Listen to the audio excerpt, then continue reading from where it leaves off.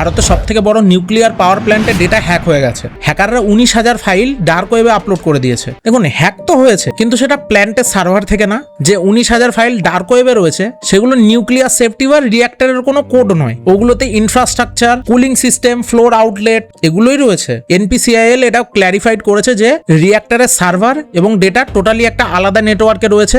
একটা third party contractor server থেকে এটা হয়েছে। কিন্তু তাও কুদানকুলামের মতো ভারতের সবথেকে বড় নিউক্লিয়ার পাওয়ার প্ল্যান্ট, যেটা কিনা কোনো একটা দেশের one of the most sensitive বিষয়ের মধ্যে পড়ে, এরকম জায়গার ডেটা হ্যাক হওয়াটা কি আমাদের দেশের সাইবার সিকিউরিটির উপরে প্রশ্ন তোলে না? তা আবার কোত্থেকে হ্যাক হয়েছে? একটা থার্ড পার্টি কন্ট্রাক্টরের সার্ভার থেকে, যেটা কিনা আরো বেশি চিন্তার বিষয়। এখন এখানে অনেকেই বলবে, আরে কি হয়েছে, নিউক্লিয়ার পাওয়ার প্ল্যান্টই তো।